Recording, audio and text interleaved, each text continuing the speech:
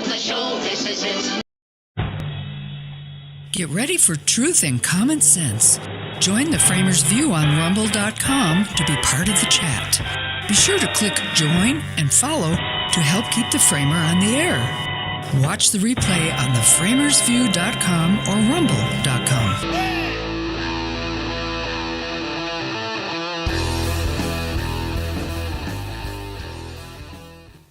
It is Friday. All you have to do is check. You'll find out it is Friday.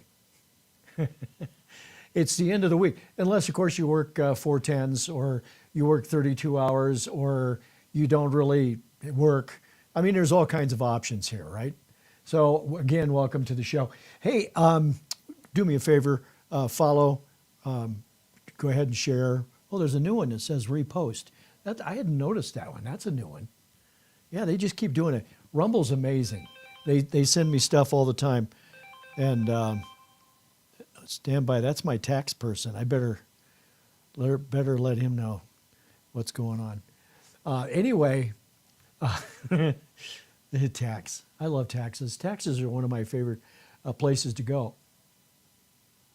Oh, wait a minute. That's Texas. I don't like to go to Texas. Just to Texas. Anyway, I'm back. So anyway, we've got 3 days till TRUMPMAS. 3 days till TRUMPMAS. Man, I am looking forward to getting going on this, and we have some things today that I want to share. You know, I want to get away from the whole Biden thing, but there's some things we need to just clear the air about, set some standards, set some ground rules as we go ahead here, and try to make it so that we'll have a clean and accurate period of time starting with Trump on January 20th, which is 3 days till TRUMPMAS. Thought I'd just mention that in case you might have forgotten since the last time I said it.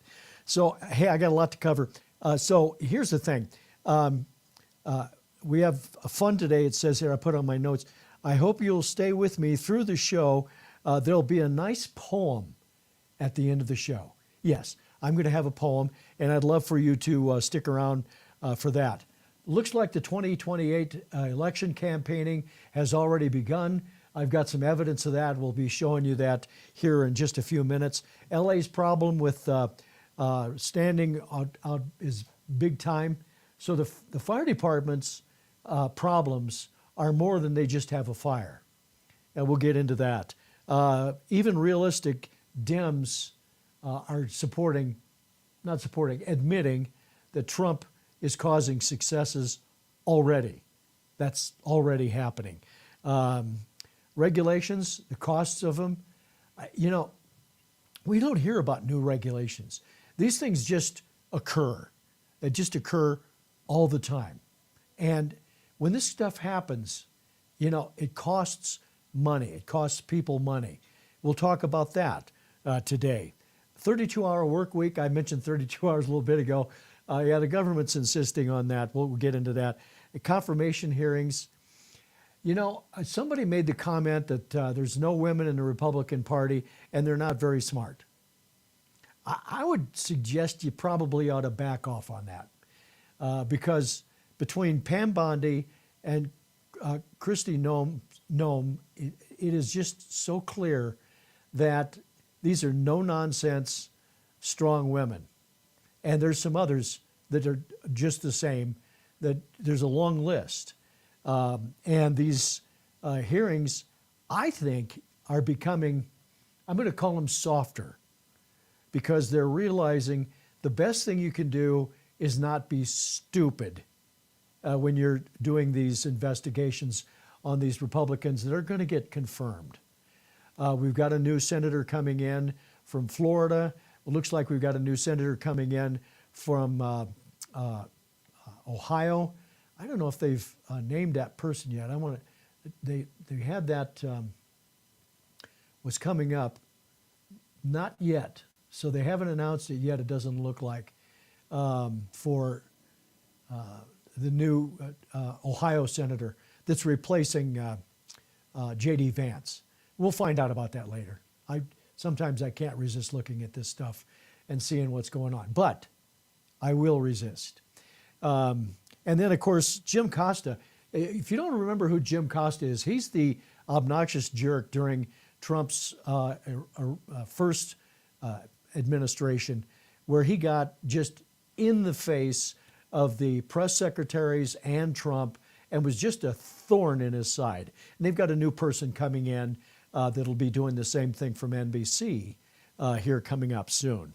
So anyway, that's what we're going to have for the show. But first, I want to point out a couple of things. Number one, TikTok, they had to have a Supreme Court decision on that because we were coming up to a time, which interestingly, that deadline was January 19th. That'd be like one day before some guy becomes president. I don't know who that is. They call it TRUMPMAS Day. You put up a tree and you put TRUMPMAS gifts around the tree. Maybe not. But anyway, TikTok, the Supreme Court basically is throwing it back to Congress. That's going to have to make some decisions. But TikTok has so many viewers, and there's so many businesses. Every time I go there, because I have to for my show, just to look at information, and I'm just like, oh my God, this is a mess. Just a total, complete mess, TikTok. People do to advertise. I mean, you got cooking shows and you got all kinds of things. I don't have my show on there. I don't put anything on it. That's good or bad, I don't know. But my point to this is you can't just take it away. But here's the problem. I know just a tiny bit about programming. And I've got some good friends that watch this show that are program managers doing stuff today. I did it a long time ago. But, you know, if someone were to buy TikTok and get China out of it, that isn't the end of the story. It doesn't happen that fast. It doesn't work that way. You know, first of all, you can't just get their code. Their intellectual property, I can't imagine they're going to release that. But let's say they do. They're going to have to engineer out all those algorithms that were sending information like passwords, like personal information about people, tracking words that are said to be able to go after those people or to watch those people, to recruit them to work against our government and the people of America. Those are all things that are in that software. And if you think that's 12 lines of code, you're crazy. It's going to be a mess. It's going to be very difficult to make this change, this transition, if they manage to buy it. Now, Kevin O'Leary is one of the guys that wants to buy the company. And he spewed out the word $20 billion, which he knows is way less than what they're going to pay. So where is the number going to be if it happens? And I think there's a possibility it will happen. I sure hope so. But when we have a problem with an app, you know, we have to make decisions. And this is a huge, huge decision. Massive. So I don't know what's going to happen, but they're going to have to do something to make this all come together. So we'll see. That's TikTok. The FDA just banned red number 4 food dye for the United States. I've talked about this in a few shows before, and the fact that there are not any rules and regulations on food in the U.S. by comparison to most other countries, compared to Europe. Red dye 4, I mean, every time you see some red food, when you see candy, it's got number 4 food dye in it, red. And so it's bad. It causes cancer. It causes other things, they think. This is another thing that RFK is going to be doing if he gets confirmed, and I think he will, that he gets confirmed, and they're going to determine, do we need to have red number 4? And if we do, we have to take it out. But what can we do to make it work? Is there some other way to make red dye, red color for candy because, it's a visual thing with candy. You know how you go to stores and you see the candy in all these little bins and they're all big, bright colors? You see them in the mall in some of these stores. And, take red away and there's a lot of the color goes away. All the color goes away. So I don't know. I don't know if they're going to ban red cars. Oh, wait a minute. You don't eat red cars, so that's probably not a problem. So another thing before I get to my main subjects, I have here in my hot little hands a document, and I typed in, this is about doing research, and I do a lot of research. So I just was going to write a story, and I go into Word, and I use my dictate option for Word, and I speak my document. And there's a thing that popped up with Copilot. Copilot is an AI product that comes from Microsoft that they've now made available for people to use in all Microsoft suite, the Office suite. And I thought, well, that's interesting because I've tried Chat GPT.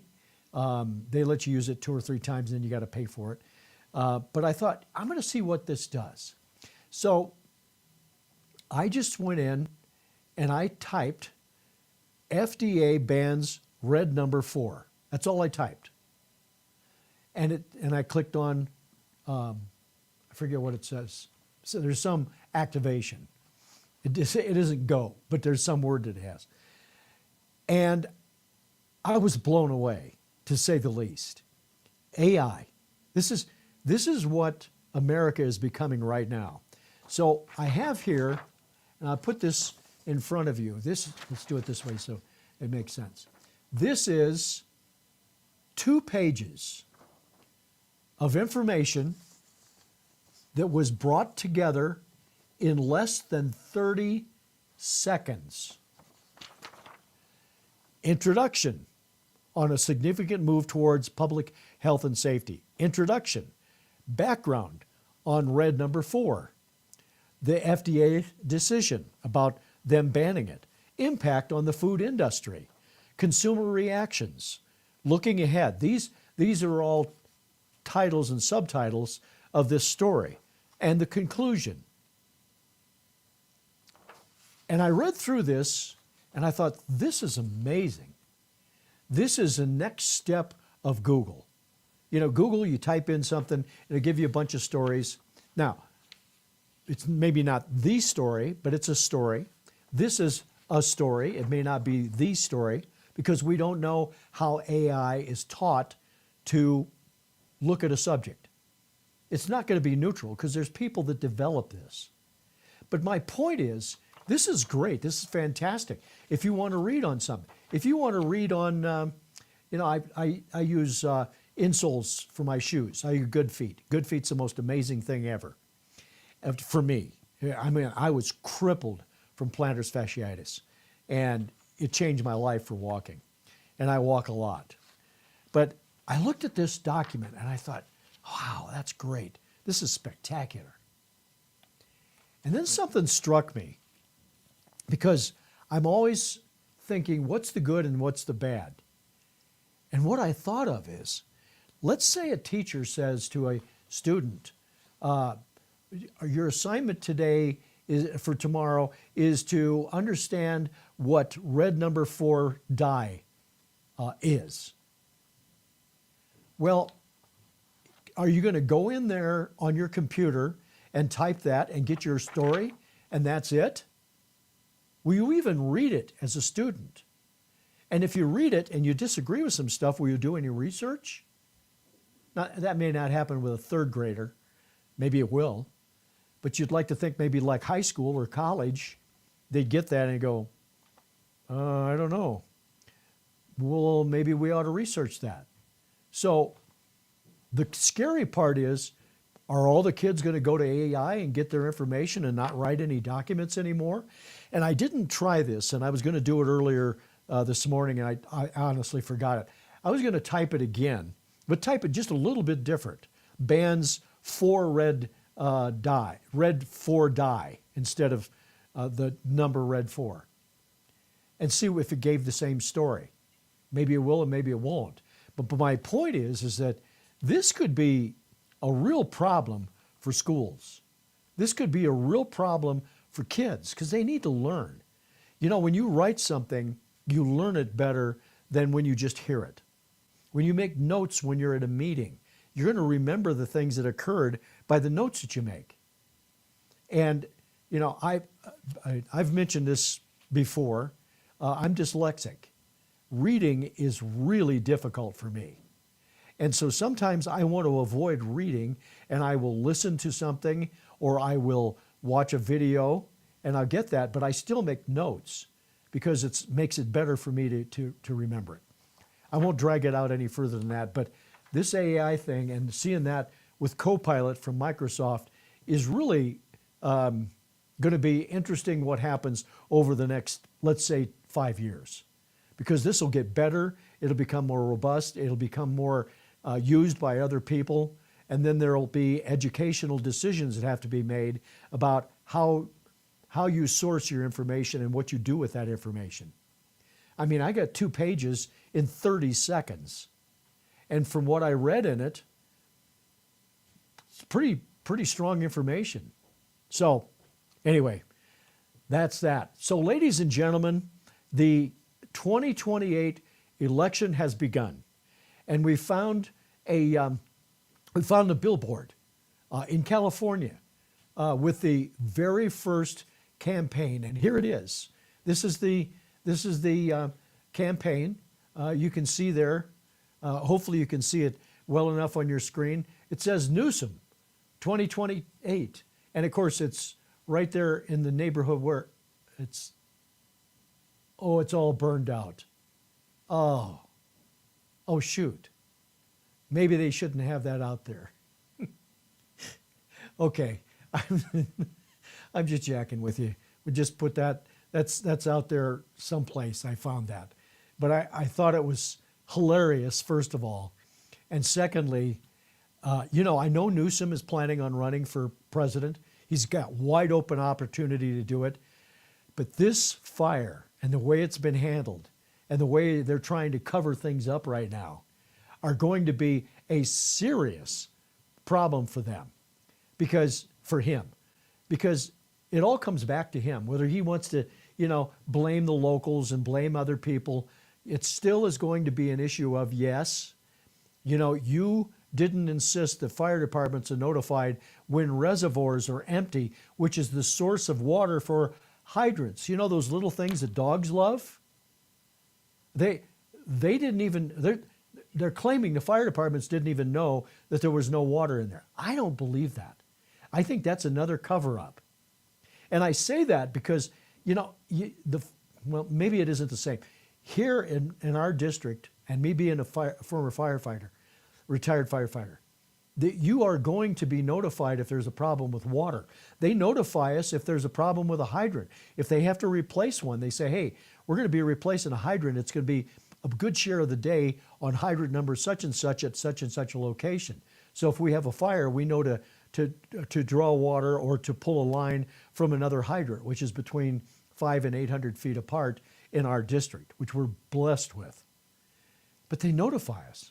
And if we're doing a house fire or something where we're going to use a lot of water, we let the fire department know. We tell dispatch, let the water department know that we're using water at this location, and they're going to divert and push more water to the cisterns that then push water to the hydrants. That's what they do. We work hand in glove with that.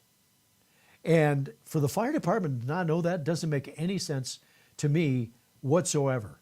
None. Makes no sense. So we'll see what happens with that, because this is going to be something that's going to be asked, and questions are going to come up by government people, by insurance companies, by residents that are going to sue everybody on the planet that's involved in this. And then we see the story where the insurance companies are saying they may not cover your car that was burned.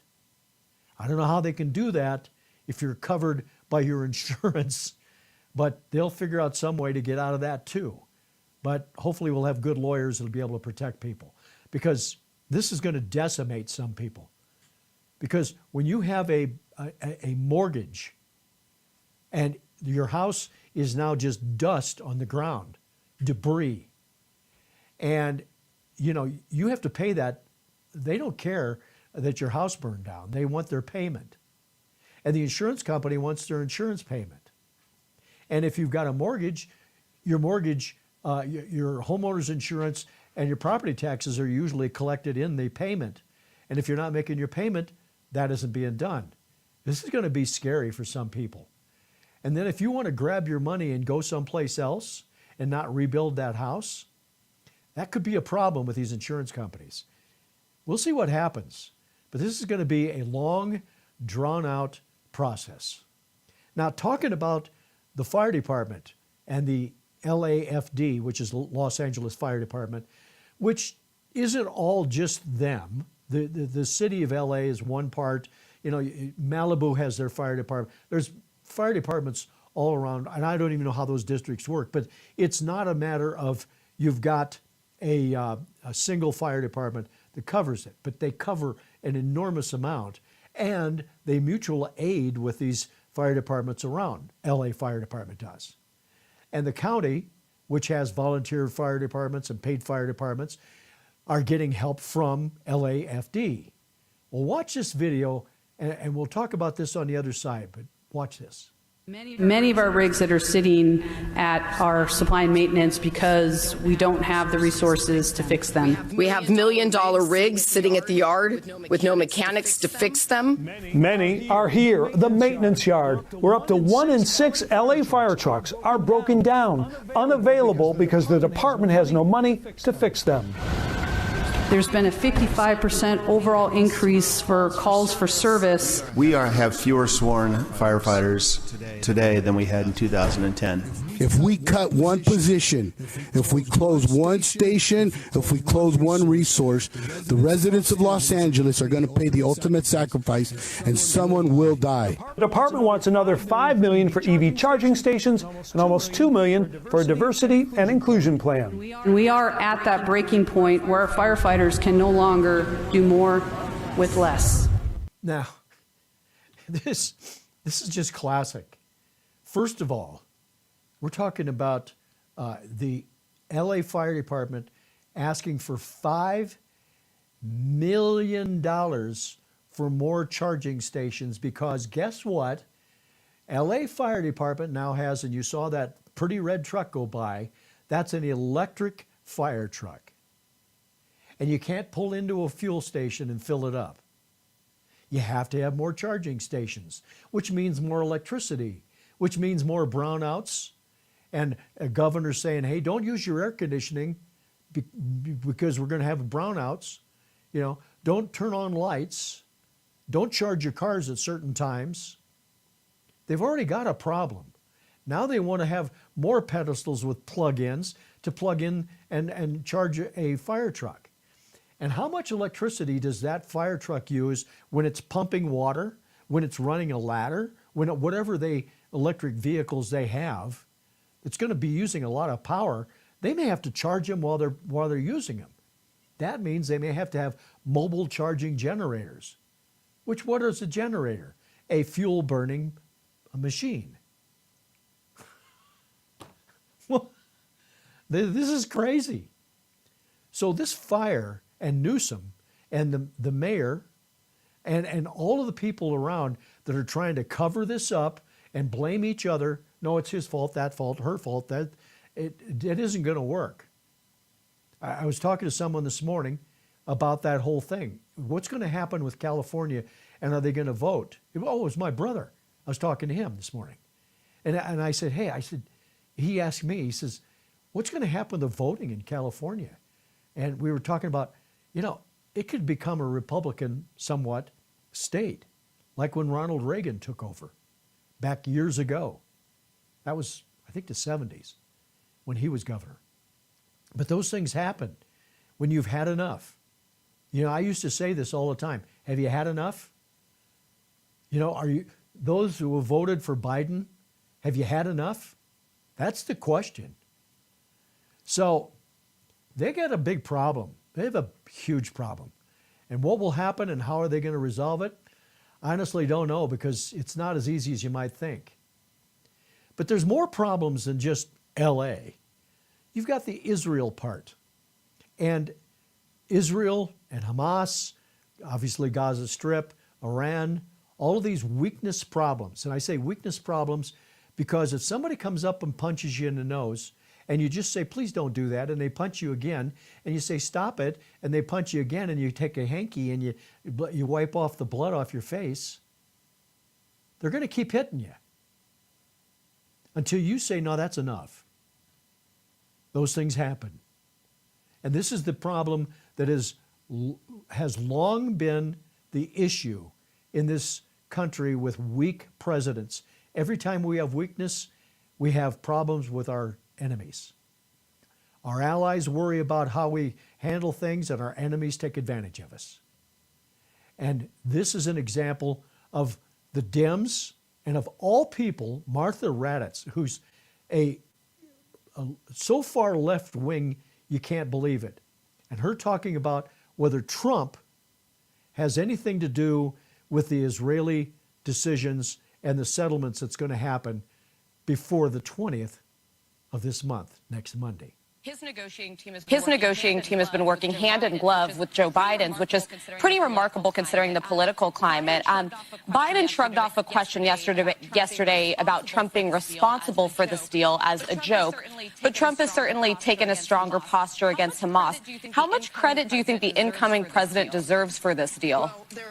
Well, there are certainly hostage families on the street in Tel Aviv who say it is Donald Trump who helped get this over the line. And they have been working hand in glove. You have to give the Biden administration props for everything they've done so far. There's been an enormous amount of shuttle diplomacy. But you heard President-elect Trump say there would be hell to pay if the hostages were not released, if there was not a ceasefire agreement before he took office. And that seems to have resonated over there. Whether it really put Hamas over the line, we don't know about that. But it did have some effect. And having those two administrations work together really did seem to make a difference. You heard President Biden say, oh, is that a joke? You think, Donald Trump is completely responsible for this?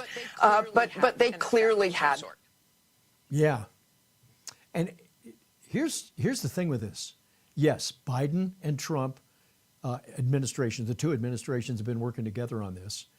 But you might have noticed that the only person that's been involved is Biden claiming victory, which is really shaky right now, but it looks like it's going to work out. According to the stories this morning, looks like Netanyahu is going to get his council to agree to the decision. A lot of things that they don't like about it, especially releasing people that have life sentences for what they've done since October 7th, whether it be the event itself or the killing of people, and the number of people that are not going to come back alive. It's going to be in body bags. That's horrific, would be the only way to put it. But that's where we're standing right now. And what'll happen by the end of Sunday evening or before noon on the East Coast when Trump is sworn in. And by the way, I meant to make a note, and I just thought of it, that they've now said that the swearing in is going to occur indoors because it'll be so cold. It's going to be deathly cold, same as here. This whole nation is experiencing, and I'm going to start a campaign, and I'm going to get a 503c, and I'm going to start raising money because we have global cooling, and we have to say, because we're going to all die within 12 years. It's going to happen. And we need to get SUVs out on the street and running gas through it and get as much O2 out there we possibly can. We've got to get our country so that we don't freeze to death, because we're going to die of freezing.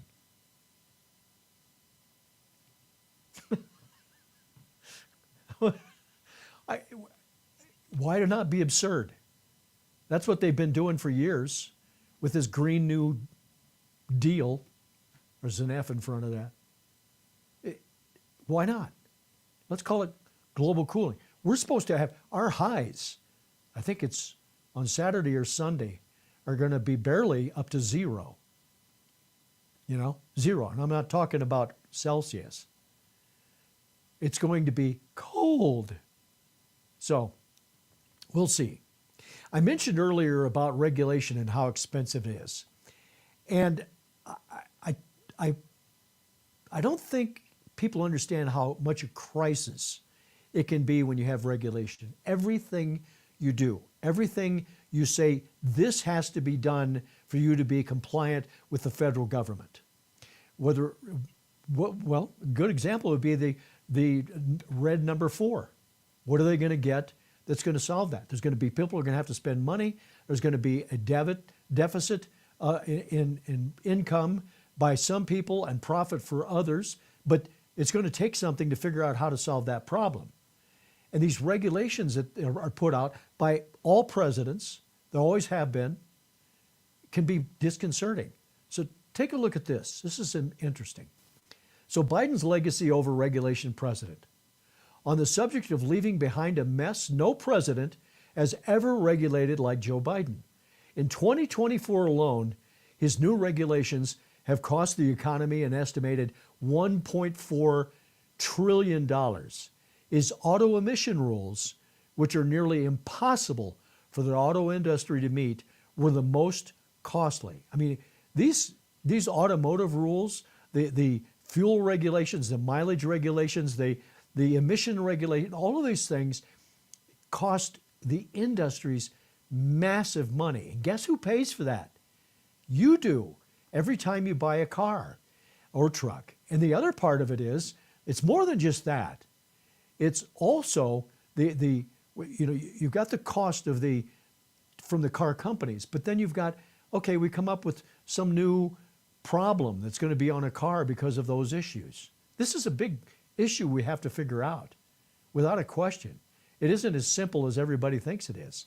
And we're going to have a long drawn out problem in resolving this as time goes on. But the point here is, we make regulations. Some of them are good. I've got a list I'm about to show you. There are some things that are good with regulations. Some things that get out of hand. That's what regulations are about. But to do an agenda that is dangerous to start with, is the Green New Deal, those things can become a real problem. So take a look at these regulations. This is 10 of the most costliest final rules. Multi-pollutant emission standards for model year 2027 and later, light duty and medium duty trucks. $870 billion for them to resolve that rule. PFAS, the National Primary Drinking Water Regulation, $63.4 billion. Now, I'm very familiar with PFAS, PFAS. And what that is that's about the chemicals that are in items. And plastic's one of them. Well, a lot of cars have plastic dashboards. They have plastic armrests. They have plastic seats. You look at, I've been in the automotive and motorcycle business all my life. I mean, you can't just get rid of PFAS. That has to take time, but he's forced it, and $63 billion already for that. Corporate average fuel economy standards for passenger cars and light cars, 45.2 billion. That's really part of that pollutant emission category because it's automotive. These first three, 870, 63, and $45 billion is really all automotive. So what is that? That's say that's 930, 970 billion dollars, almost $1 trillion just in this automotive piece, because this drinking water regulation is really going after plastic in automotive and power sports industry. Medicare and Medicaid, minimum staffing standards for long-term care facilities. You know, part of that is good. That 43 trillion there. My brother-in-law was in the hospital and then recovery. He's 88 years old, and he went through a nightmare because they don't have enough help. I don't know that it should cost $43 billion for that, but it's a problem. That's Doge or Doggy's job. Doggy's got to take care of it. National primary drinking water regulations for lead and copper improvements. This is for lead and copper that's in homes and in government infrastructure in cities. $42 billion. Cybersecurity. That's a big deal. We need to spend that. Medicare program, Medicaid and Children's Health Insurance Program manage care access, finance, and quality. We need a little bit of that. Some of these things, it's like, really? $27 billion for that? We'll find out. Greenhouse gas emission standards for heavy-duty vehicles, 23.8. What that is that's semis and big trucks that have diesel. Okay, diesel is getting cleaner and cleaner and cleaner. Then energy conservation programs, energy conservation standards for consumer water heaters. This is about you have to buy a different water heater that's going to be way more expensive, that's going to be way more difficult to install, that's going to be very hard for these water companies, heat companies to build. And then, of course, the Medicaid programming, streamlining the program, health insurance, and that, $20.3 billion. I mean, it's insane. That's just 10 of the costliest ones. That's not the only ones. And Trump needs to come in and look at these things and figure out how are we going to reduce some of these items. And you can't do them all at once. We're running out of money. You reach in your pocket and you have no money. And then you realize you don't have any credit cards. You're out of money. That's called bankrupt. You're done. You're finished.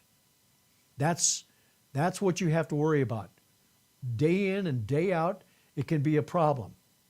So these regulation costs under each administration is something to understand, and why it's so important that Trump comes in on TRUMPMAS January 20th, 2025. Look at this. This is regulation costs under each administration, starting with Bush in 2005. Very, very little. This is in billions.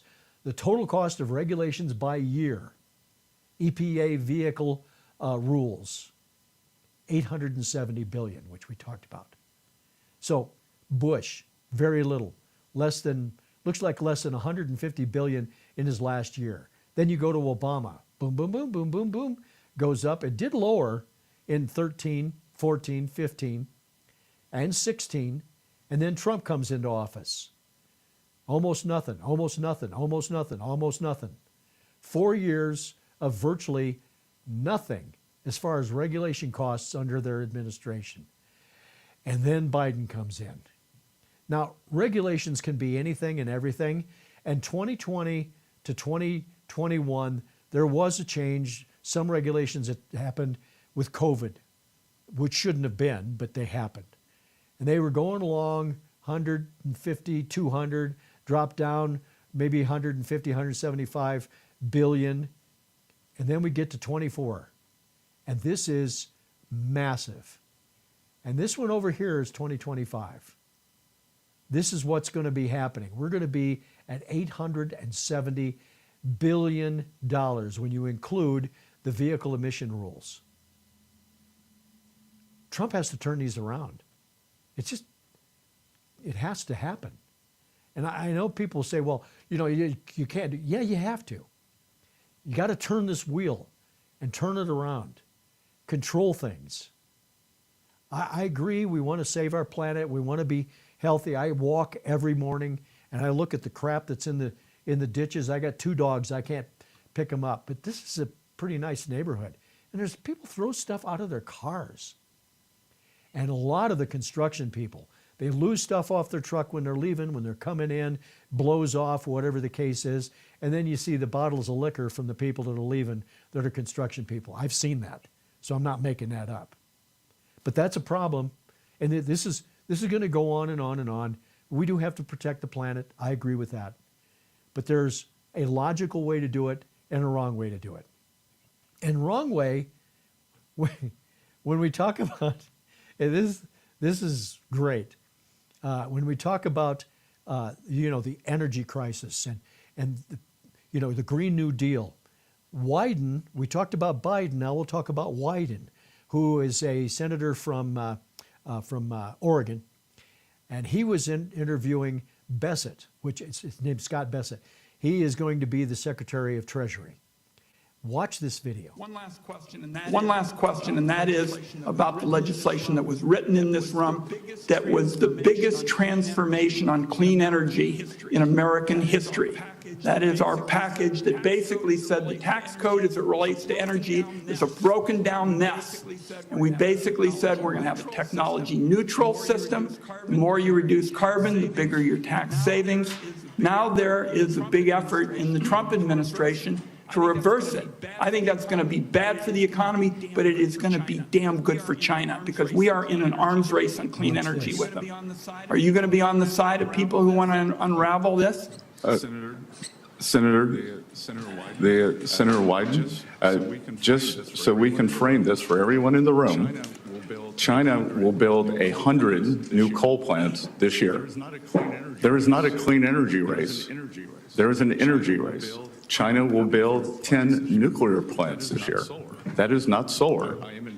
I am in favor of more nuclear plants.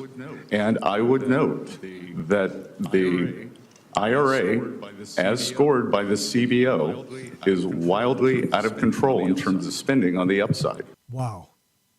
He set him free, so to speak. I mean, that's fascinating.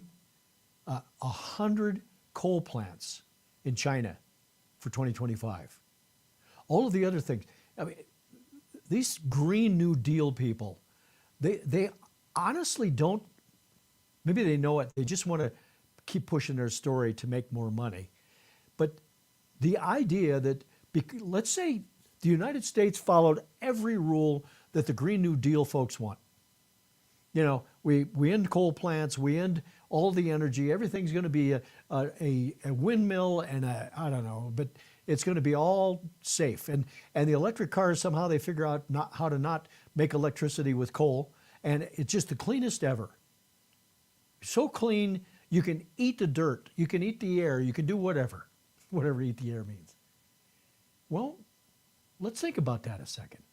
Do you really believe that the United States, which by standards of the globe is a very small part of the globe, and air does travel around the globe, that we're going to make some kind of a change that's going to make that kind of a difference? Of course not.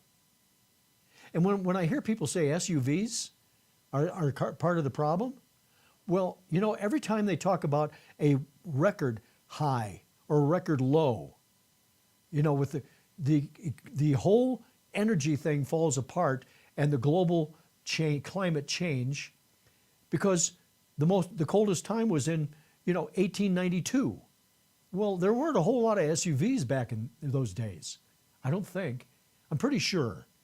I should check my history.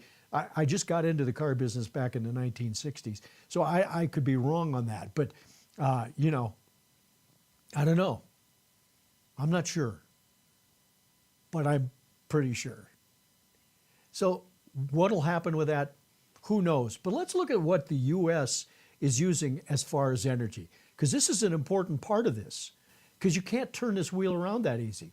Energy consumption by Energy Score in 2023. First of all, we use 93.59 quadrillion. It's a new word we have to learn because we're going to get past trillion in money. But this is in the British thermal units, which is BTU. That's what when they talk to you about your furnace, it's how many BTUs does it put out. That's the energy consumption. 1% is geothermal. 11% is solar. 10% is hydroelectric. 18% is wind. Biomass is 5%. Biofuels, 32%. And wood is 23%. Look at the petroleum, the natural gas, and the nuclear power, and coal. I mean, really, we use very little coal, 9% in 2023. The renewable energy is only 9%. The idea that you're going to make a big change in the environment, first of all, nothing has really happened with this, and our environment is cleaner than it's ever been. They don't want to admit that, but that's the case. So that's where we are today. I mean, that's what we're up against. The truth versus the reality. I don't know if anybody's going to really get this, but this is the way it is, and that's going to be a big problem for these climate change people, because Trump's not going to put up with it. He's going to supposedly ban windmills. I don't know how he's going to do that, and I can't imagine what that would do to, as an example, Iowa, who makes a massive, massive amount of the windmill equipment. You go down I-80 across the country, and you'll see these semis with these great big blades for those windmills. If you haven't seen one of those on a semi, you can't appreciate how big those are. But those, they take one blade at a time. It's that big. And it's an extended semi to be able to carry it. It's crazy. I don't know how he's going to eliminate that. He says he's going to do it. I don't know. That may be one of those that he'll back off on. Speaking of backing off, we're going to back off on working hours. Because, we need to make it so that the employees, they want to work more because they'll be more satisfied. And they don't want to work so hard because it hurts their feelings. And their pencil wears out if they work more than 32 hours. Because it's too hard. And we're working from home and we never stop working. Yeah, that's a good story. Let's use that one. Look at this story. Progressive House staffers want 32-hour work week. We are 100% behind this. In fact, this is the guys that unleashed prosperity. I think it's perfect. In fact, we're for a 20-hour work week for left-wing staffers and unlimited sick leave. Same for AOC and Elizabeth Warren. As in, please, go away, don't make any decisions, and don't try to fix anything because it isn't a fix. Never has been, never will be. Not a good idea. Please don't fix it. But that's what they're saying in the Unleash Prosperity group, which is Steve Moore. Love this guy. No nonsense.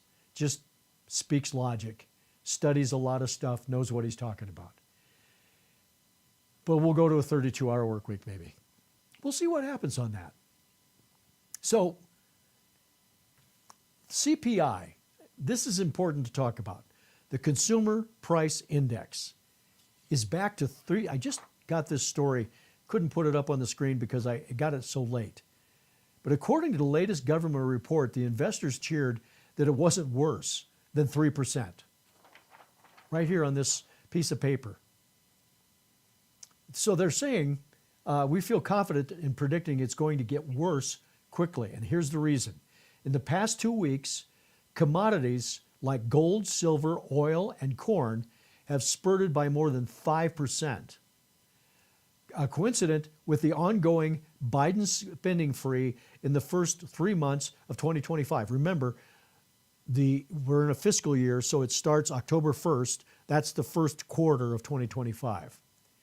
Oil hit $78 a barrel, which means we're going to be at $3 to $3.50 a gallon in the town near you. It's another mess that Trump's going to have to clean up from Biden's thing. So he said, we're surprised on some Wall Street that believe the feds will continue to lower the rates. They're not. Well, maybe they will, but they shouldn't be lowering the rates anymore. They're going to probably have to raise the rates because this is going to be a mess. He said perhaps investors understand that Trump's supply-side energy tax and regulatory policies will bring prices down. But for the short term, inflation is headed up. That's where we're going. It's scary. And I suggest to you, we're over 7% on mortgage rates. And I suggest to you, this is not going to just end quickly for Trump. It took a long time for Biden to fix this. For Trump. go back for Reagan to fix this. When he came in after Carter, he was in his second term before things were really, not in the term, but his second term campaign before it really started to take hold. It isn't easy. We have methods and technology that will make things work a little quicker, but it's going to be a job for Trump. So Trump needs his people to be able to get that job done. And these inquisitions that the senators are doing, I call it that, are really fascinating from the Democrats. Watch this with Pam Bondi, who is my favorite blonde ever. Okay? You know, they always joke about dumb blondes. Well, this is not a dumb blonde. No woman is as dumb as they think they are. And when they say there's no Republicans in the women in the Republican Party, well, I would suggest to you Kristi Noem and Pam Bondi and a few others that are on our side will prove differently. But watch this with Pam Bondi and Blumenthal and Schiff. Are you aware of any factual basis to investigate Liz Cheney? Yes or no? Senator, that's a hypothetical, and I'm not going to answer that. No, it's not hypothetical. I will never play politics. You're trying to engage me in a gotcha.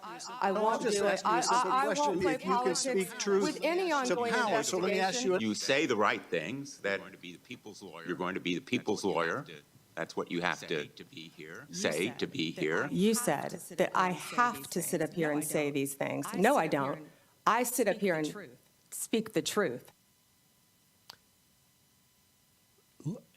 He's got that look on his face that, oh, God, I said that. And Pam Bondi, man, she has been,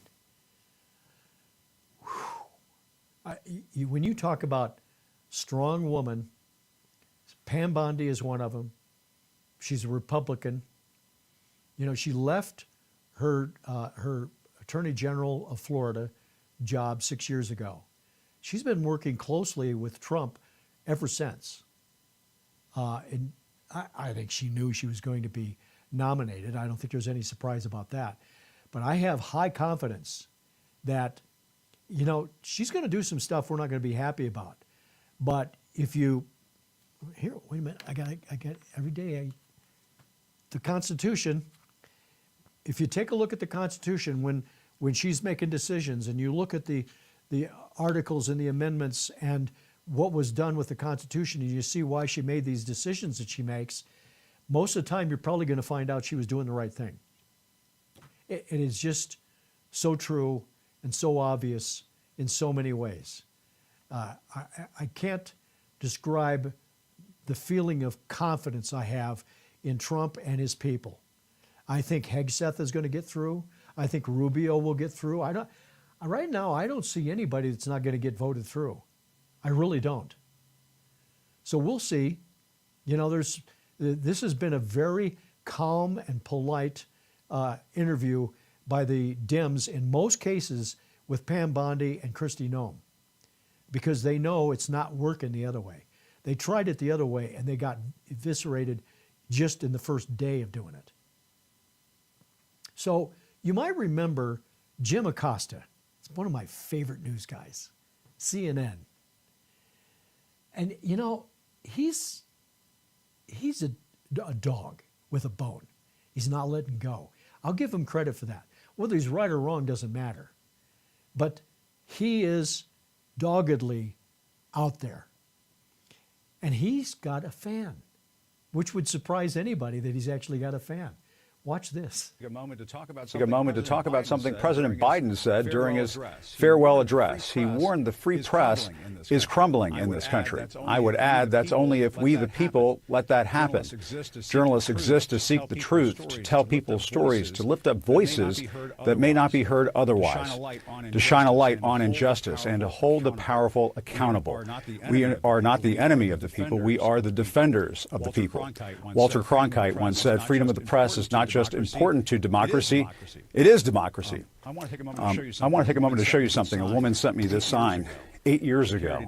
She carried it here at a march in Washington. She wrote on the back of the sign, "To me and the press here in D.C., you have our support." To Nora, wherever you are, right back at you. Right back at you. Reporting from Washington. I'm Jim. Jim Acosta. You know, on the back of that was a long letter that this person wrote. And it's interesting, he didn't read anything off that, really. Wonder what the whole story was. She might have said, I disagree with you on this, and I think you should probably treat the president with a little more respect. Because it was 8 years ago when he was in office, he, being Trump, was in office. So, who knows? We'll find out as time goes on, won't we? So, my final story, I just had to bring this out.